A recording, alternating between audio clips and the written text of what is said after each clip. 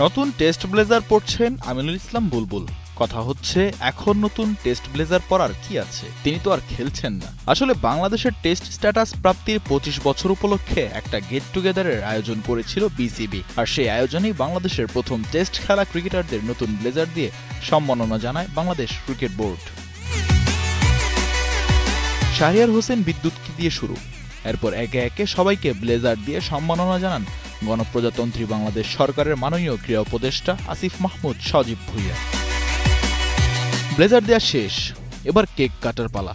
বাংলাদেশের 25 বছর পূর্তি উপলক্ষে কেক বানিয়ে নিয়ে আসে বিসিবি। এরপর সকলে মিলেই কেক কেটে উদযাপন করে 25 বছর পূর্তি। এর মধ্যে একটি জিনিস চোখে পড়ল সবার, ক্রিকেটারদের সিটের মাঝেই রাখা ছিল একটি ফ্রেম। সেই ফ্রেমে মোনালিসা হেভি ফ্লো 15 পিস প্যাকেটের সাথে 8 পিসের একটি প্যাকেট একদম ফ্রি বাছাই করে রাখা ছিল তাদের ছবি, যারা ছিলেন প্রথম টেস্ট দলের সদস্য। একে একে আছেন শুরু থেকে সবাই, শাহরিয়ার হোসেন বিদ্যুৎ থেকে শুরু করে সেই প্রথম টেস্টের সবাই ছিলেন এই ফ্রেমটায়। বাংলাদেশ স্পোর্টস জার্নালিস্ট অ্যাসোসিয়েশনের পক্ষ থেকে বাছাই করা হয় এই ছবিটি। এরপর ক্রীড়া উপদেষ্টা এবং বিসিবির সভাপতি দুজনেই ফুরফুরে মেজাজে যান মিরপুরে নির্মিত প্রথম অনার্স বোর্ড উদ্বোধন করতে। এরপর দুজন মিলে উদ্বোধন করলেন বাংলাদেশের প্রথম অনার্স বোর্ড, যেখানে লেখা ছিল বাংলাদেশের টেস্ট ক্যাপ পাওয়া 107 জন ক্রিকেটারের নাম।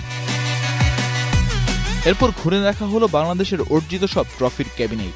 সেখানে ছিল প্রায় কয়েক ধরনের ট্রফি এবং সম্মাননা, যা বাংলাদেশের এক একটা অর্জন বললেও ভুল হবে না।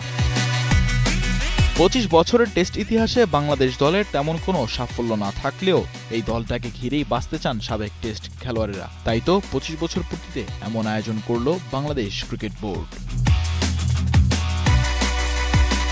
মিজানুর রশিদ, কালের কণ্ঠ।